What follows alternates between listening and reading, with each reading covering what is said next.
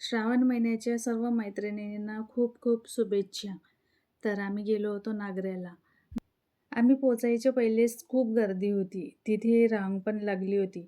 श्रावण महिना सुरू आहे. सोमवार तर नव्हता, पण खूप लोकं आलेले होते. आम्ही पण रांगेत लागलो आणि दर्शन खूप छान झाले.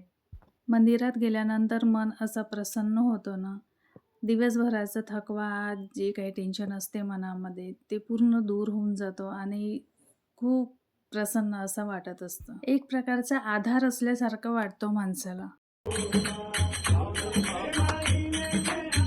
काही भाविकांचं भजनाचं कार्यक्रम चाललेलं होतं. आम्ही पण थोडे भजनामध्ये रमलो आणि आमचं दर्शन खूप चांगलं झालं. बाहेर आलो. बाहेर आल्यानंतर तिथं होता गन्ना ज्यूसवाला. मग श्रावणी आणि यश म्हणाले, की ज्यूस पाहिजे. मग गन्ना ज्यूस घेऊन घेतलो आणि तिथे जवळच नर्सरी आहे झाडांची.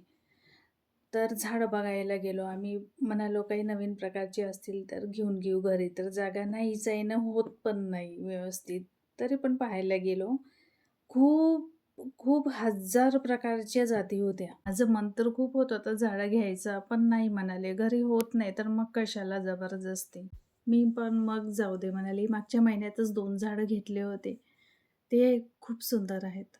पण नर्सरीमधले झाडं पाहून एकदम मन प्रसन्न झालेलं होतं. खूपच हिरवे-हिरवे आणि इतके प्रकारची फुलं लागलेली होते. वातावरण पण खूप चांगलं होतं. थंडगार असा मनाला भिडणारा वारा येत होता.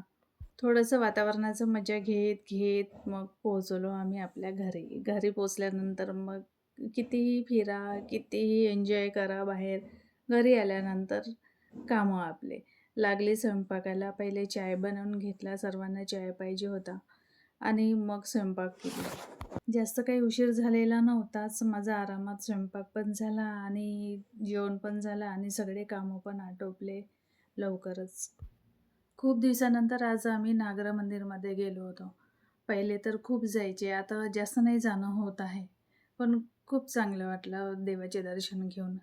तर अशा प्रकारे गेला माझा आजचा दिवस.